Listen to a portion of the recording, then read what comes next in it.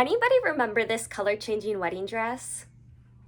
And how I actually hand drew and hand cut every single flower? Well, now I have a die cutting machine, and it is a Cricut, but it's not like an automatic one, so you have to crank everything and layer it, and everything's done by hand, but it's still so much better than using scissors by hand. So I figured out that you can actually get through the vinyl and the clear plastic all in one with using certain die cuts. It doesn't work with everything, but it worked really well with these Dollar Tree ones, and thankfully I have two because I accidentally bought a double. And then I realized it's actually better to take the vinyl's plastic off, roll this through the machine, and then punch all of these out and stick them onto this so that you can then later put this onto your fabric and iron. I will show you. Step number 1, you're going to unroll your vinyl and cut off a strip that is wide enough for your design, but not so wide that it won't fit in the machine, and then separate the vinyl from the plastic backing. After this, you can make your nice little die cut sandwich and layer all your pieces together. I am no pro at this, and oftentimes I have to experiment with the different sized plates and adding little bits of paper to thicken up the sandwich. I really love this machine. I got it at an estate sale, and it's in excellent condition and came with tons of extra cutting plates. And I've been able to find most of my die cuts at thrift stores or even from the Dollar Tree. So it hasn't been like a super crazy expensive hobby for me so far. That being said, I have never owned an automated Cricut, and this definitely can't do all the things that a modern Cricut machine can do. Once I die cut all of my little stars or flowers out, as you'll see we're making 2 projects, I started punching them out by hand. Now this vinyl is white on both sides, but if you hold it up to the light just right, you can kind of see the reflectiveness. And I make sure to put the reflective part of the star or a little decal onto the sticky part of the plastic and keep the regular white ironable side facing up towards the sky. I'm working on too many projects at once, so I have this reflective Hi-Vis wedding veil or maybe wedding dress. I'm trying to digitize and upload a pattern, so that'll be fun, like a beginner's craft market pattern pack.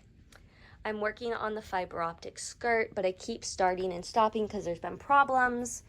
I'm almost done taking all the appliques off of this dress and all the beads, and this is going to be the color changing fish dress. The rest of the stuff is over there. This stuff was for this color changing dress, which I actually just got done with. And this stuff is all ready to go for the rest of the month. This is going to be what I work on this month for spring. I just finished this one a day and a half, 2 days ago. The lace on the top changes color in the dark. This guy is sitting here because I wanted to turn him into a purse, but I'm kind of tempted to turn that into a bodice on a corset now because I think it'd be really pretty. And then this is the infamous junk pile, and the junk pile has been sitting here for a really, really long time.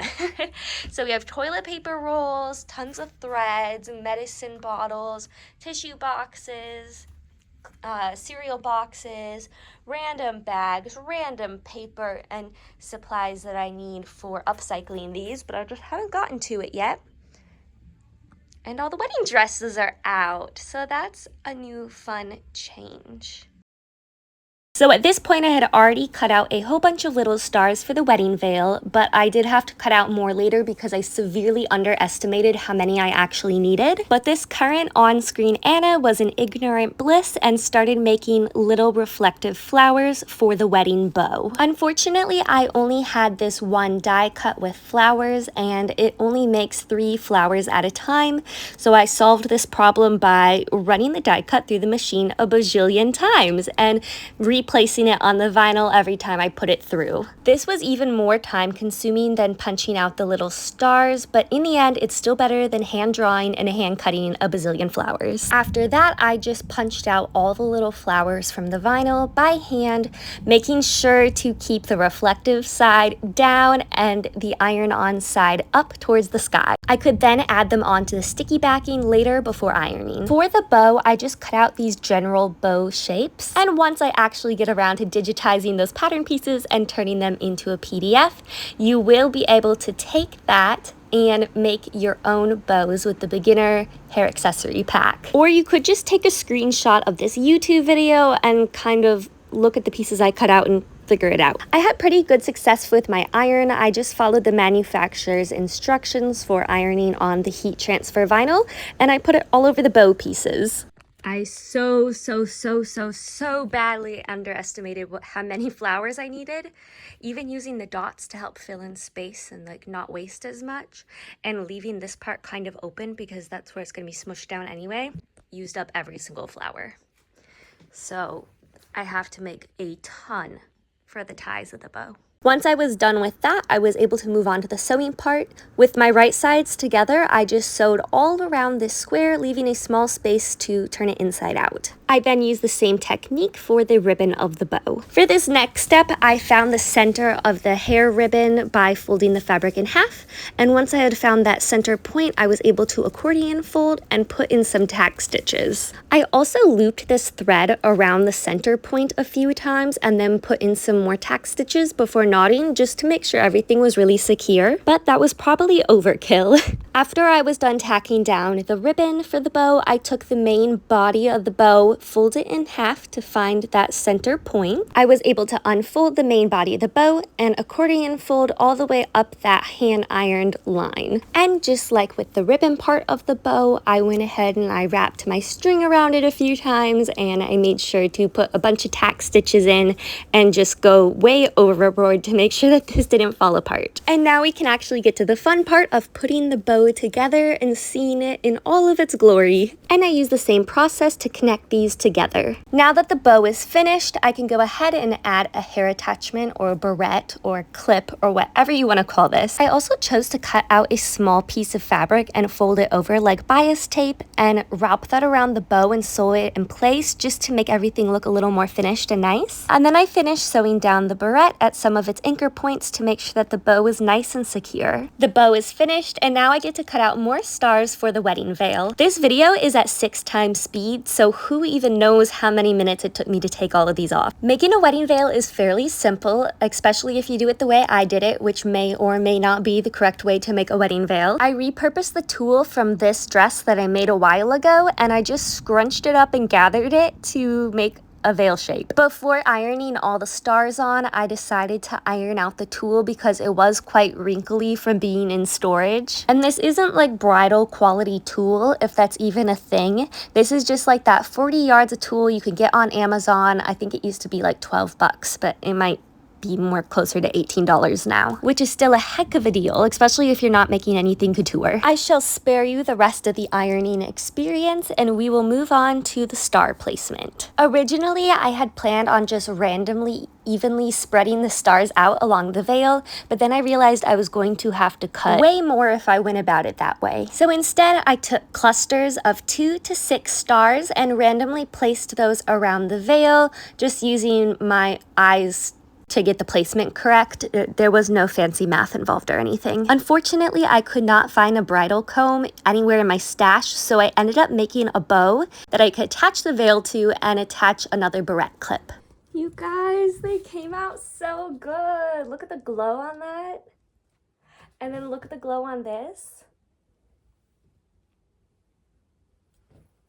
How magical is that? I would love this at a wedding reception. I'm trying to diffuse the light a little because when there's direct light, like they are bright. That's what it looks like in direct light. Imagine cars coming behind you. Just reflective gear in general. Oh my gosh, can you imagine the construction girls wearing these like on the back of their helmets? Hold on, let me. There we go. Do you be able to see? You should be able to see.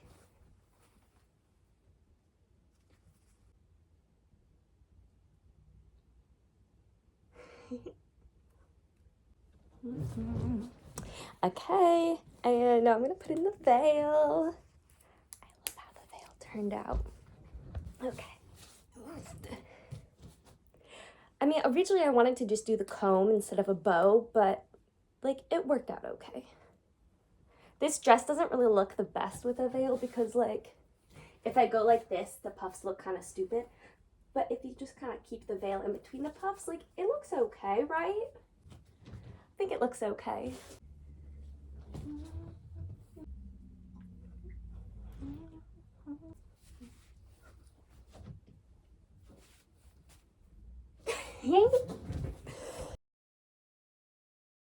A flash warning, or I'll put a warning right before this, flash warning, but I just wanted to see what these would look like in different lights. The solid red won't work, so I'm doing the flashing red. Hold on, let me see if I can get the solid red to work. Okay, there's the solid red, and then it turns off, so I don't really know what's wrong with that, but you saw it for a second, right? Hold on, let me get the veil. I don't even know why that would be a setting. And it seems as though the red light bulbs are working unless there's separate red light bulbs for the blinking versus the non-blinking.